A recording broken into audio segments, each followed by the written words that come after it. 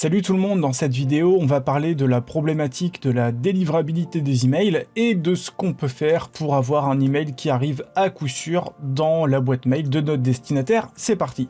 Alors pourquoi cette vidéo? Eh bien parce qu'hier, après quelques minutes sur un petit jeu tranquille, histoire de me détendre,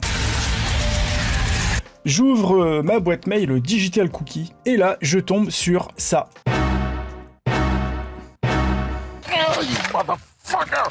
Voilà, donc un mail que je me serais envoyé à moi-même, qui me dit de la merde. Voilà, et envoyé visiblement depuis une boîte dont j'ai le contrôle. Donc ici, c'est pas du piratage, c'est ce qu'on appelle du spoofing, c'est-à-dire que un pirate arrive à tromper le DNS et arrive à envoyer un email en se faisant passer pour ma boîte mail. Alors, c'est très gênant. Pour une raison toute simple, c'est que s'il fait ça pour ma boîte, il peut aussi faire ça pour la boîte des autres, et donc techniquement il peut spolier ma communication, et ça me fait pas rêver. Jusqu'ici, cette boîte mail, elle utilisait un MX plan de OVH. Pour une raison toute bête, c'est que c'est pas cher, ça se met en place en 3 minutes, et ça fonctionne à peu près bien. Chez OVH, j'avais également testé les emails pro, donc c'est une boîte mail qui est payante, hein, c'est 1,19 TTC par mois, donc ça fait à peu près 14 balles par an, qui permet d'avoir 10 Go de stockage, une adresse mail, etc. Et il y a un truc qui me gonfle quand même chez OVH depuis un moment, depuis des années même, c'est que on peut pas avoir une délivrabilité maximale au top. Pour une raison toute simple, c'est qu'on ne peut pas signer les emails avec des KIM. La signature des KIM, c'est quoi? Alors la signature des KIM, en fait, c'est quand votre serveur de mail signe les emails avec une clé de chiffrement. Donc c'est une clé qui est en deux parties. Il y a une partie privée, une partie publique. La clé privée, elle est sur le serveur de mail et le serveur de mail signe les emails avec.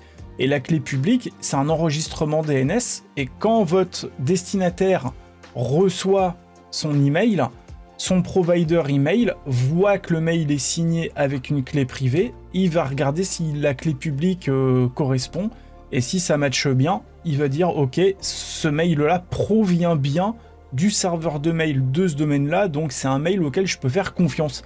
Donc ça vous donne des points en plus, entre guillemets, sur une note qu'on appelle le spam score, et si vous avez un spam score qui est trop faible, c'est que votre mail probablement est du spam, et là il peut passer dans les spams, ou carrément ne pas être livré. Donc dans cette vidéo, je vais vous présenter un outil qui permet de tester tout ça, mais d'abord, je vais vous montrer comment remédier à cette situation qui est quand même relativement désagréable. Alors dans un premier temps, on va commander le pack email qu'on va utiliser. Donc ici, je vais prendre une solution email qui s'appelle Private Mail chez Namecheap. Donc Namecheap, c'est une société qui vend des noms de domaine. Ils vendent aussi un peu d'hébergement, du certificat SSL. On en reparlera dans une autre vidéo. Ici, ce qui m'intéresse, c'est leur pack email. Donc pour GDM Pixel, je bosse tout seul, il me faut qu'une boîte, donc je vais prendre l'offre Starter à 88 centimes d'euros TTC par mois, ce qui revient à peu près à ce que propose OVH, hein. C'est pratiquement le même prix.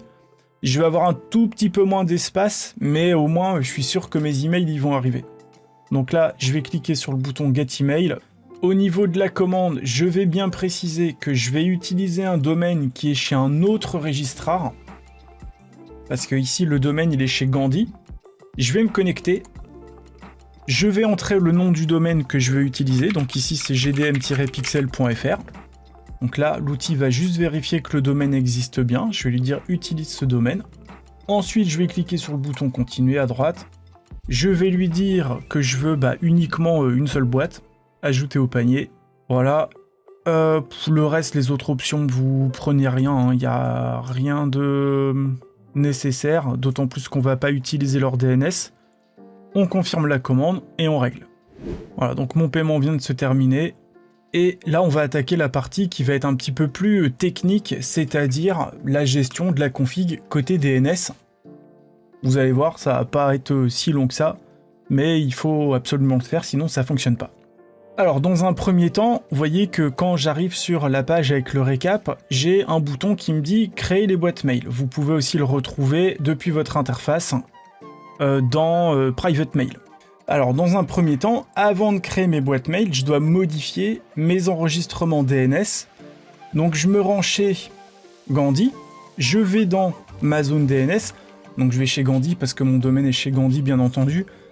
Si vous êtes chez OVH ou Ionos ou quoi, faut retrouver la zone DNS sur le dashboard de votre hébergeur.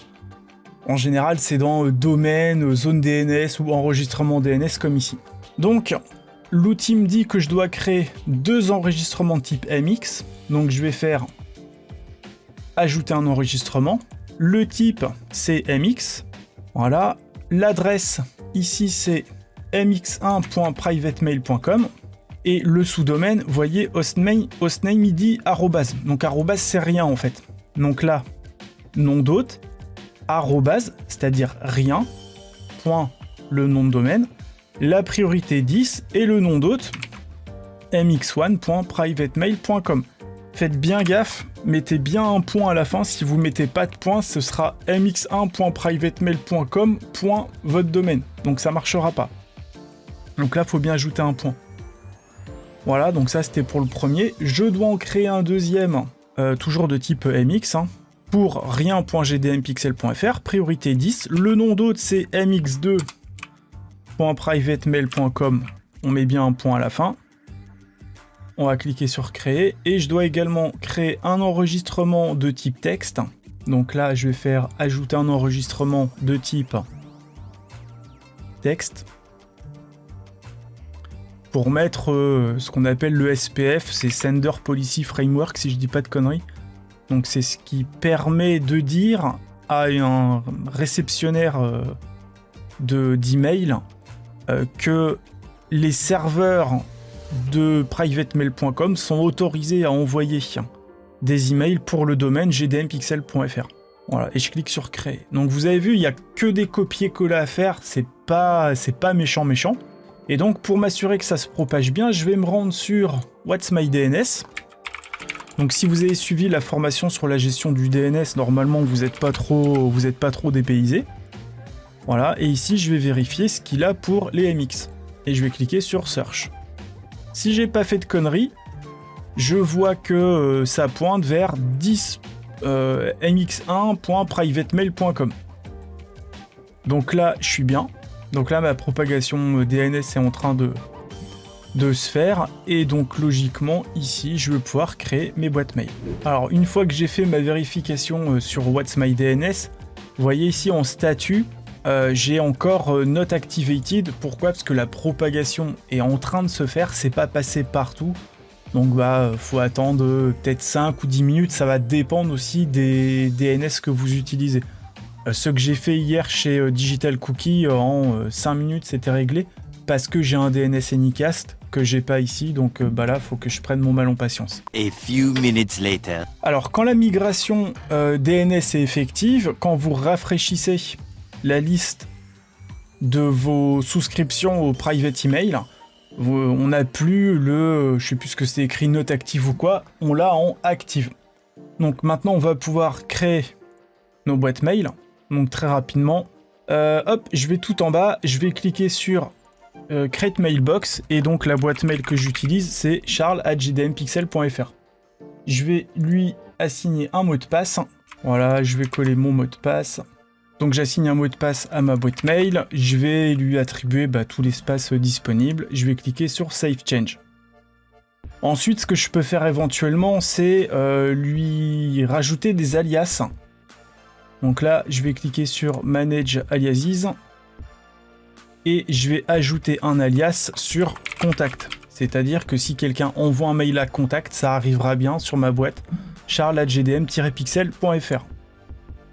Je vais cliquer sur Save Change et je crois que j'ai fini. Je vais quand même rajouter un admin parce que ça mange pas de pain et ça me servira pour les SSL notamment.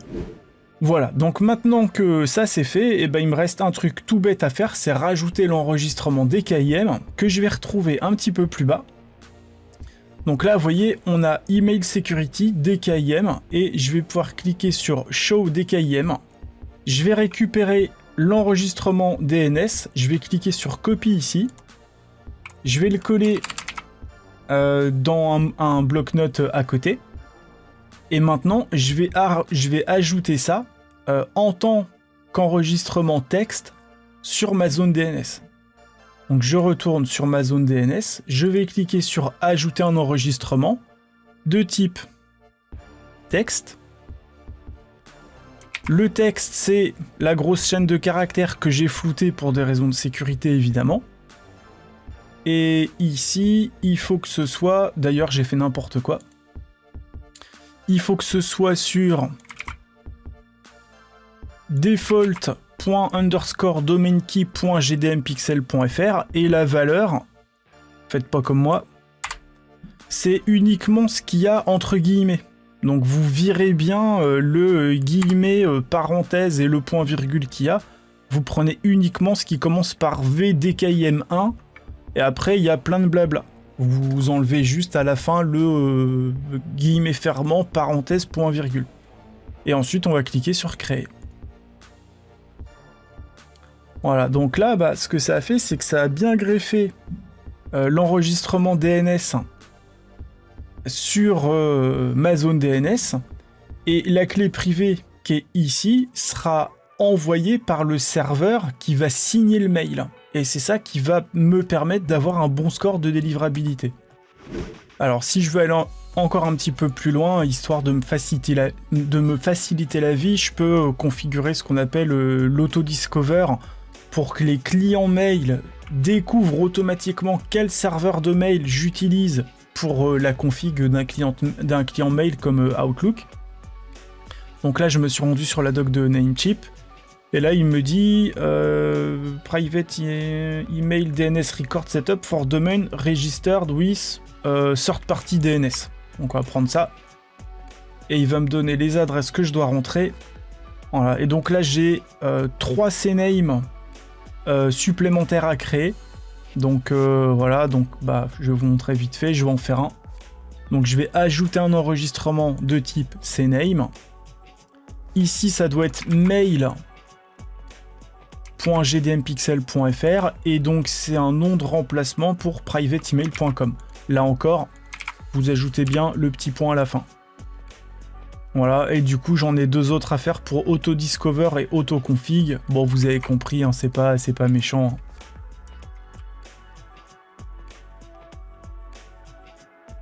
Et enfin, j'ai un enregistrement type SRV à ajouter, donc je vais faire ajouter un enregistrement SRV. Et là, je vais reprendre les valeurs qu'il me donne, donc autodiscover, TCP. Donc là, regardez bien. Hop. Autodiscover, TCP. Et ensuite, il me dit priority 0, white 0, le port 443. Donc priority 0, poids 0, le port 443. Et la cible, c'est privatemail.com. Voilà, et si j'ai pas fait de conneries, je suis bien. Autodiscover. Point. Et je valide mon enregistrement. Voilà, et donc quand j'ai ajouté tous ces petits enregistrements là, je vais pouvoir procéder à ma migration email grâce à l'outil d'OVH qui s'appelle le Mail Migrator. Donc j'ai déjà fait une démo dans une vidéo précédente. Nouvelle migration. Donc là, ce que l'outil va faire, c'est qu'il va récupérer les mails de l'ancienne boîte et il va les renvoyer vers la nouvelle boîte. Comme ça, quand je vais modifier la configuration sur mon client mail, en fait, ça va marcher directement, quoi. Alors, pendant que ça tourne, j'ai reconfiguré mon client mail pour remettre les bons paramètres côté serveur. On voit qu'il a migré les dossiers, on voit qu'il est en train de migrer les emails. Si je vais sur la boîte, je suis en train de faire tourner un filtre, il est en train de nettoyer tout le bazar. Donc, en gros, c'est dans les tuyaux, hein. Maintenant, il n'y a plus qu'à attendre. Et quand il aura terminé, je vous montrerai ce qu'on utilise comme outil pour vérifier le score de délivrabilité qu'on a sur le mail. maintenant qu'on a rajouté la clé DKIM. Et donc maintenant, pour conclure, on va regarder ce qui se passe. On va faire un test de délivrabilité avec mailtester.com. Je vous ai mis un petit lien dans la description. Donc je vais simplement aller sur www.mailtester.com. Je vais récupérer l'adresse sur laquelle je vais faire un test. Je vais faire un nouveau mail. Je vais mettre mail de test. Le sujet, c'est pas très important. Par contre, mettez bien du contenu. Donc moi, je vais mettre la recette de la tarte au citron. Voilà, je vais la mettre 2 fois. Comme ça, il y aura beaucoup de contenu. J'envoie mon mail. Et on attend 5 secondes. Et on va cliquer sur le bouton « Vérifier votre score ». Et si j'ai pas fait de conneries, si la propagation DNS est finie, si il n'y a pas de problème avec ma signature email, si tout est bien comme il faut, si on a fait les bons copier-coller en fait. Voilà. Donc là, l'outil me dit c'est bon, 10 sur 10, le mail il va arriver, il n'y a pas de problème. Donc cet outil, il est vraiment bien foutu parce que si vous perdez des points quelque part, je vais prendre par exemple voilà, ce qu'il y a là-dedans. Si vous n'avez pas mis les bons enregistrements SPF, l'outil il vous dit ce que vous devez mettre en plus. Donc après, il n'y a que des copier-coller à faire. Si, je sais pas, moi, votre signature DKIM n'est pas valide, il vous le dit. Si vous utilisez un serveur qui a une IP qui est cramée parce qu'il y a quelqu'un qui est sur la même IP que vous et il a fait le con et il s'est fait blacklister par je sais pas quelle liste, je sais pas quel serveur de messagerie, vous le voyez.